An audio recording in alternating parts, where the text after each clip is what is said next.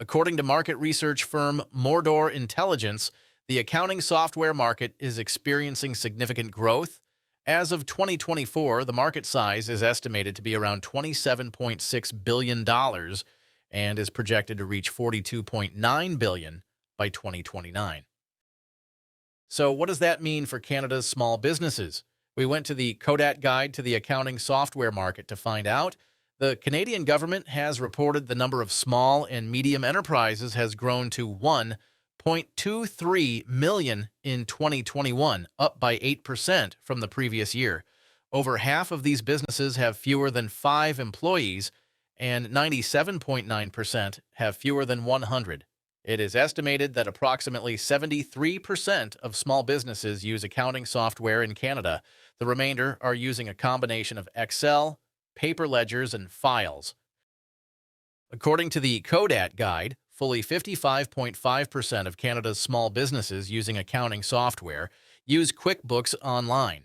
That aligns with my experience as a public accountant in Canada serving small technology companies. Other common packages include Wave Accounting and Xero. My job is most often made much more difficult by wannabe accountants using QBO inappropriately. Let's face it, bookkeeping isn't rocket science, but neither is carpentry or painting. And I don't do my own carpentry or painting either. When a company's bookkeeper is inexperienced, I much prefer working with transaction files downloaded from my client's bank and credit card accounts directly. These can be categorized and compiled simply in a commercial spreadsheet.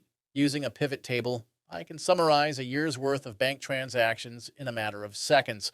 When inexperienced bookkeepers try to use online accounting software and categorize transactions incorrectly, the resulting mess can be difficult to fix. We often need to compare the downloaded banking data with randomly categorized or missing entries in the general ledger.